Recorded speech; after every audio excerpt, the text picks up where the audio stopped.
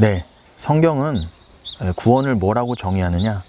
바로 하나님과 단절된 관계가 예수 그리스도 안에서 회복되어 다시 하나님의 자녀의 신분을 회복하고 하나님 나라를 살아가는 것이라고 그렇게 말씀하고 있습니다. 그러나 많은 경우에 사람들이 이 구원을 오해하기를 그저 죽은 후에 낙원에 가서 이 땅에서 믿음 생활을 한 그것에 대한 보상을 받는 것 정도로 그렇게 오해하는 경우가 태반입니다. 지난 수십 년간 한국교회가 잘못 가르쳐온 구원과 종말론 사상의 핵심이 죽어서 가는 천국, 그리고 그 천국에서 받게 될 상급과 보상이기 때문에 그렇습니다.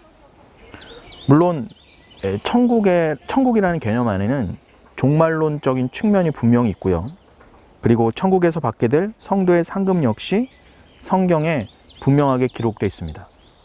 하지만 그 보상이라는 것이 단순히 물질적인 것, 즉 경제적 개념이거나 능력과 결과에 따른 차별적인 대가라고 할 수는 없습니다. 이것을 이제 차등 상급론이라고도 하죠. 그렇다면 천국은 그렇게 차등 상급론적으로 천국을 오해하게 되면은 그저 천국은 우리가 살고 있는 이 땅의 세상과 다를 바가 없는 곳이기 때문에 이러한 종말론과 차등 상급론이라는 교리가 위험하다는 것입니다. 하나님을 의지하는 것, 그것이 하나님께서 궁극적으로 우리에게 원하시는 그 구원의 완성의 모습 아니겠습니까? 그런 것처럼 그것을 설명해 주시기 위해서 하나님께서는 구약에서부터 이스라엘 민족을 사용하셔서 그 구원의 여정을 펼치시면서 그 하나님의 뜻을 분명하게 그리고 반복적으로 점진적으로 그 계시의 방법을 사용하셔서 우리에게 설명해 주셨거든요. 그 계시가 기록된 것이 성경 아니겠습니까? 그 구약에서 가나안 땅을 말할 때 분깃 내지는 유산, 유업이라고 말합니다. 그러니까 하나님 나라라는 개념을 이해할 때 이 유업, 분깃, 유산이라는 것이 맞물려서 함께 이해가 돼야 되는데 그것을 설명해 주시기 위해서 하나님께서는 이스라엘 민족, 그리고 출애굽의 상황, 그리고 가나안 땅으로 들어가게 되는 그 역사적 사건을 사용하셨다는 거죠. 아무튼 그 가나안 땅을 하나님의 분깃으로 유산으로 받은 이스라엘에게는 하나님을 의지하는 것 외에는 다른 선택의 여지가 없었습니다. 그건 하나님이 만드신 작정하신 상황이죠. 이스라엘을 왜 구원케 하셨다고요? 바로 하나님만을 의지하는 하나님 백성을 설명하시기 위함이었습니다. 그런데 이스라엘 백성은 우리를 대표함과 동시에 죄인을 설명하는 도구이기도 했기 때문에 정확히 그들은 그 하나님의 뜻에 위배되어 스스로는 그 하나님의 뜻을 스스로의 노력과 힘으로는 살아낼 수 없음을 증명한 그런 도구이기도 했습니다. 그 이스라엘 주변에는요, 늘 강대국이 득실거렸고 또 그들은 틈만 나면 이스라엘을 침략하려고 했죠. 그것은 다 우리가 주지하고 있는 사실입니다. 이런 팔레스타인 지역을 구약에서는 뭐라고 했습니까? 젖과 꿀이 흐르는 땅이라고 기록하고 있습니다. 여기에는 많은 의미가 들어가 있는데 그 땅은 이스라엘이 하나님 앞에 어떻게 살아가냐에 따라 천국이 될 수도 있고 지옥이 될 수도 있다라는 그 뜻이 가장 중요한 의미로서 함의되어 있습니다. 신약에서의 기업, 즉 유업의 의미는 이 구약의 개념과 아주 밀접하게 연결되어 있습니다. 갈라디아서 3장 18절에서는 신약의 성도들에게 주어진 하나님의 유업은 아브라함에게 주신 약속, 즉 구약의 기업의 의미와 연결되어 있는 것임을 분명히 말씀해 주고 있습니다. 그리고 에베소서와 골로새서, 히브리서에서도 그리스도 안에서 하나님께 주신 약속의 유산을 받게 될 것이라고 분명히 천명하고 있습니다. 나아가서 신약에서는 구약에 나타난 이 분깃의 개념, 유업의 개념이 더 확장되고 구체화되는데 그 중심에는 당연히 예수 그리스도가 계십니다. 구약에서는 하나님의 유업의 의미가 희미하게 드러났다고 한다면 신약에서는 예수 그리스도가 그 실체임을 서술하고 있는 것입니다. 한마디로 구약이 모형이자 그림자라면 신약은 실체, 본체란 것이죠. 그 진리라고 번역된 헬라어 알레테이아라는 그 단어의 의미 그 자체도 원래 뜻은 본체, 실체라는 뜻을 갖고 있습니다. 그러니까 예수 그리스도가 구약이 가리키는 바, 그 그림자와 모형이 가리키는 바 실체가 되신다는 것이죠. 그러니 이 유업이나 기업으로 설명된 그 메시아의 개념에서도 당연히 예수 그리스도 그 하나님의 어린 양이 당연히 그 개념의 중심에 있으신 것은 당연한 것입니다. 그렇게 예수 그리스도가 바로 하나님 나라의 핵심이며 성도는 그분을 통해 하나님 나라의 모든 것을 유업으로 받게 된다는 것이죠. 즉 예수 그리스도가 바로 성도의 기업이라는 것입니다. 그러니까 천국은 뭐 막연한 단순히 공간적인 장소적인 개념이라는 그런 의미가 아니라 그것은 지극히 일차원적이고 세상적인 개념인 것이고요. 성경에서 말하는 기업, 즉 천국, 하나님 나라의 분명한 뜻은 천국은 곧 예수 그리스도라는 것입니다. 성도는 바로 그 예수 그리스도를 통해 구약에서부터 약속된 하나님 나라에 참여하게 된다는 것입니다. 한마디로 예수님 말씀하셨듯이 그리스도가 아니고는 하나님께로 나아갈 길이 없다는 것이죠. 그리스도만이 길과 진리와 생명이 되신다는 것을 우리는 반드시 기억해야 됩니다. 마가복음 1장 14절로 15절에 이런 말씀이 있습니다. 요한이 잡힌 후 예수께서 갈릴리에 오셔서 하나님의 복음을 전파하여 이르시되 때가 찼고 하나님의 나라가 가까이 왔으니 회개하고 복음을 믿으라 하시더라. 여기에서 세례 요한이 잡힌 후에 예수님께서 갈릴리에 오셔서 하나님의 복음을 전파하셨다. 그렇게 기록되어 있습니다. 그리고 그 복음은 다른 것이 아니라 하나님 나라가 가까이 왔다예요. 그런데 원문을 잘 살펴보면은 단순히 가까이 왔다, 오고 있다 정도가 아니라 완료형입니다. 이미 왔다라고 기록되어 있다는 것이죠. 가까이 어디쯤 뭐 막연하게 와 있다가 아니라 이미 왔다입니다. 이미 왔다. 하나님 나라는 이제 그것을 한자어로 하면 천국이죠. 그런데 천국은 우리가 단순히 죽어서 가는 곳일까요? 단순히 세상도 말하는 사후 세계만을 말하는 것일까요? 아니면 그 천국은 오는 것일까? 세상에서는 그 천국은 우리에게 온다. 거기에 대해서 이미 왔다라고 설명하는 곳은 성경에 아무것도 없습니다. 성경 말씀에서 예수님은 그 천국이 이미 왔고 앞에서 설명드린 것처럼 그 예수가 곧 천국이시라는 거죠. 즉 예수는 천국을 갖고 오셨다라는 것을 넘어서 천국 그 자체이신 예수가 오심으로 천국은 이미 우리에게 왔다입니다. 역사적으로도 예수님께서 육을 입고 오셨다는 것 자체가 자명한 사실인 것처럼 천국이 이미 우리에게 그 종말의 개념으로서 왔다는 것은 이것은 역사적으로도 이미 선 십자가를 바라본다면 이것은 부정할 수 없는 사실이라는 것입니다. 그러니 이 세상은 그저 악한 곳이고 저 대기권 넘어 우주 어딘가에 준비되어 있을 법한 그 하나님 나라를 천국이라고 착각해서 천국을 그저 죽으면 언젠가는 가게 될 곳, 그런 곳 정도로 생각하는 것이 바로 이 기독교의 잘못 지금 뿌리내리고 있는 그런 천국관이라는 것입니다. 하나님의 나라가 이 땅에 임했다는 것은 무슨 뜻일까요? 바로 하나님의 통치를 받는 자들이 비로소 생겨났다라고 하는 뜻입니다.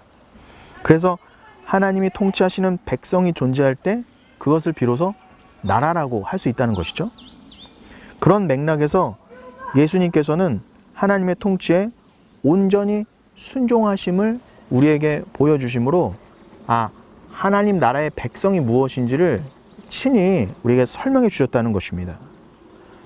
그 예수 그리스도의 육을 입고 오신 그 인생 전체를 통해서 오직 우리에게 알려주시고자 하는 것은 하나님의 통치를 받는 백성이 어떻게 하나님께 순종해 가야 되는 것인가에 대한 그 설명용 교보제가 바로 예수 그리스도의 인생이셨다는 것이죠. 성육신 하신 뒤에 이 땅에서의 육을 입고 행하신 공생의 의미였다는 것입니다.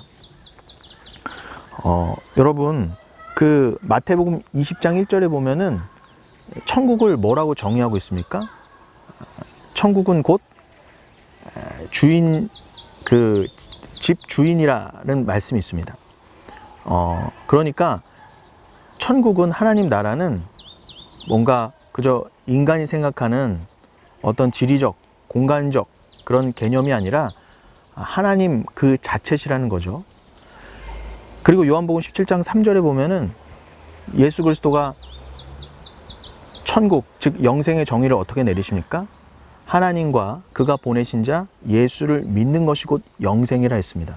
그러니까 이것을 종합해 보면은 천국은 곧 하나님 나라, 그 집의 주인이신 하나님을 말하는데, 그것은 하나님의 마음을 깨닫는 것이겠죠. 그 하나님의 마음을 예수 그리스도에 담아 그 그리스도를 이 땅에 보내셨는데, 그러니 그 예수 그리스도를 통해 하나님의 마음, 그 뜻을, 즉 하나님은 사랑이시라라고 하는 그 아가페, 그 진리를 깨닫는 것이 곧 영생이자 천국이라는 것입니다. 그리고 내가 하나님의 통치를 받는 백성으로서 그리스도와 합하여 그 하나님의 통치를 영원히 받는 백성으로서 그것을 이미 이 땅에서 믿고 그것을 깨닫고 누리고 감사하며 찬양하는 것이 바로 우리에게 주신 그 천국 종말론의 의도라는 것이죠. 그러니 이것을 깨닫고 믿는 자가, 성도된 자가 이것에 대한 감사와 찬양 중에, 그래, 이 하나님과 동행한다고 한다면, 그리스도와 함께라면 그 어디나 하늘나라라 라고 하는 그 신앙을 드러내며 증거하며 말 그대로 오직 믿음으로 사는 것이 우리에게 그 천국 종말의 신앙을 주신 하나님의 기쁘신 뜻이라는 것입니다. 베드로 전서에서는 그 베드로 전서 2장 9절에서도 그러죠. 너희는 택하신 족속이요 왕같은 제사장이요 거룩한 나라라고 하고 있습니다. 또 그의 소유된 백성이라고 하죠. 분명히 그의 나라라고 천명되고 있습니다. 그러면 이 모든 말씀을 종합해 봤을 때 여러분과 저는요, 분명히 이미 천국에 살고 있다는 것이 믿음으로 다가오게 되어 있습니다. 그런데 우리가 늘 고민하는 것은 이미 천국이고 하나님 나라를 살고 있다고 하면서도 왜 나의 인생에는 이렇게 늘 바람이 불고 고난과 염려가 엄습하는가라고 하는 고민에 빠질 수밖에 없습니다. 그러나 여러분, 천국이 이 세상에서 세상적인 세계관과 가치관으로 결정해 놓은 여러분의 기호에 맞는 곳일 거라고는 절대 생각하지 마십시오. 그렇게 생각하고 있다면 여전히 여러분은 하나님의 복음을 모르고 있다는 방증입니다. 하나님 나라, 즉 천국은 하나님의 통치에 온전히 순종하는 자들, 즉 하나님의 그 어떤 명령도 나는 합당하다, 이거 오직 하나님만이 옳으심으로 그것에 순종하는 것이 피조물과 백성된 자로서의 마땅한 본분이다 라고 인정하는 사람들이 영원토록 사는 것이 천국이라는 것을 잊지 마십시오.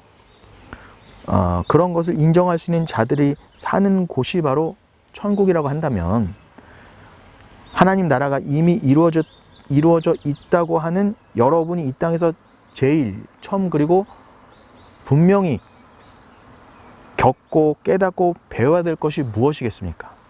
바로 나는 그렇게 하나님이 맡겨주신 역할에 충실해야 하는, 즉 주의 영과 종말의 영이, 그 생기가, 그 영이 부어지지 않으면 그저 나는 죽은 흙과 먼지에 불과하다는 것을 배워야 한다는 것입니다.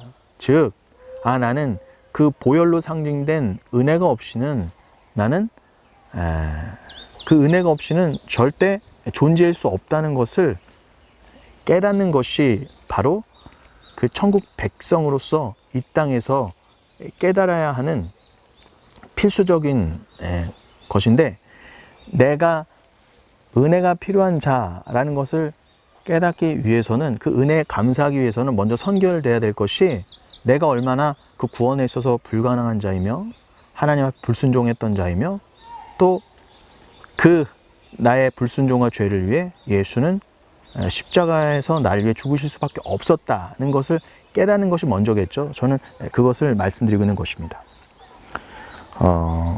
또한 우리가 신앙생활을 통해서 하나님을 만나면 배울 수밖에 없게 되는 것이 바로 하나님의 때에 주님이 오셔서 하나님 나라를 그냥 내 안에 침노시켜 버리신다는 것입니다.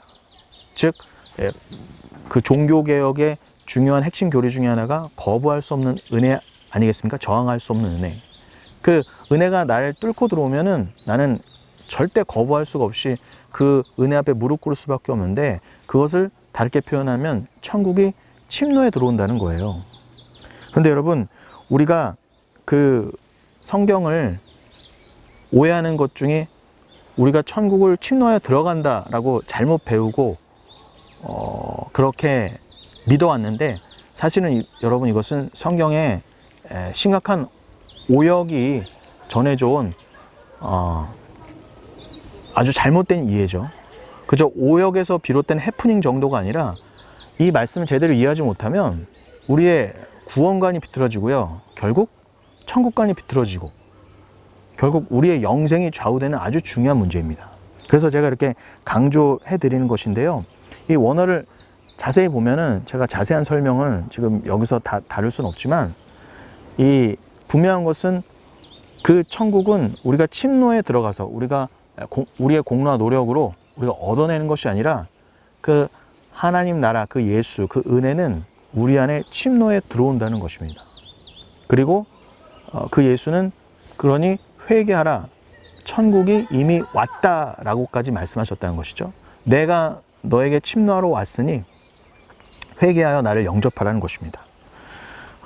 그러니까 천국은요, 다시 한번 강조해드리면, 우리가 침노하는 것이 아니라 천국이 우리를 침노에 들어온다는 것인데, 그러니 내가 아무리 예수 믿으면 나 원하는 대로 살지 못한다고 한다는 그런 마음에, 자기 부인이라고 하는 그 십자가를 지고 주님과 함께 그렇게 자기 부인 되어져 가야 된다는 것이 처음에는요, 받아들여질 수가 없습니다. 부정하고 싶거든요. 그래서 그것이 예수 믿는 삶이라고 한다면, 나는 그 고난의 삶을 감당하기 싫습니다 라고 그가 그렇게 하나님 앞에 불순종으로 나아간다 할지라도, 만세전에 하나님께서 그를 택한 자라면은 그 천국은 반드시 그의 인생 안에, 그의 이 심령 안에 들어가게 돼 있다는 것이죠. 그것을 거부할 수 없다는 거예요. 그 어떤 인생도 그가 택정함을 입은 백성이라면, 그 그리스도의 영으로서 내 안에 들어오시는 그 은혜를 거부할 수가 없는 것입니다. 여러분, 성경에서는 이미 예수님의 초림으로 이 땅의 심판은 시작되었다고 말씀하십니다. 초림 때 선 십자가의 의미가 구원과 심판의 양면성을 갖는다면 믿지 않는 자들에게는 심판의 근거가 엄정하게 선 것이고요. 그 예수님의 처음 오심으로 회개 촉구와 심판이 이미 왔다라고 하셨다면 그 심판의 완성을 의미하는 주님의 재림은 시공간적으로도 언제 일어나도 이상하지 않다는 것입니다. 그리고 더욱 중요한 것은 무엇이라고 말씀하십니까? 우리 믿는 자들에게는 이미 재림이라는 것입니다. 재림이 헬라어로 파루지아인데 그 파루지아를 우리 성경에서는 재림이라고 의역했지만 진짜 원뜻은 감추어졌던 것이 나타남입니다. 가려져 있던 것이 드러남이라는 것이죠. 파루지아는 언젠가 막연히 다시 오다가 아니라 나타나다라고 이해하시는 것이 더욱 정확합니다. 어디 멀리서 하나님께서 예수 그리스도께서 숨어 계시다가 내려오신다, 그런 이원론적 해석이 잘못됐다는 것이죠. 고린도후서 13장 5절에 따르면 너희가 믿음 안에 있는가 너희 자신을 시험하고 너희 자신을 확증하라. 예수 그리스도께서 너희 안에 계신 줄을 너희가 스스로 알지 못하느냐. 그렇지 않으면 너희는 버림받은 자니라 라고 분명히 말씀하셨습니다. 내 안에 예수 그리스도가 이미 계시다는 거죠. 성령으로 계신다는 것을 우리가 정말 믿는다면 이 말씀이 우리에게 확증으로 다가와야 합니다. 내 안에 예수가 그리스도의 영으로 나타나는 것을 파루지아, 진짜 재림이라고 하는 것입니다. 그 성령 없이 가시적인 또 역사적인 의미에서만의 재림, 그 엉뚱한 재림을 기다리는 자들을 열처녀 비유에서는 바로 등불에 기름 없이 슬피 울며 이를 갈게 되는 5 처녀와 같다라고도 비유했습니다. 여러분, 성도는 그리스도 안에서, 믿음 안에서 이미 천국과 영생을 살고 있는 자들입니다. 성도란 이미 종말과 심판을 이 땅에서 당겨 사는 자들임을 잊지 마시고, 그런 성도에게 이 땅의 가시적 종말이 언제 오든 그것이 무슨 두려움으로 우리에게 다가올 수 있겠습니까? 오직 믿음으로 주님 주신 말씀 안에서의 기쁨을 온전히 누리시는 여러분 되시기를 바라겠습니다. 감사합니다.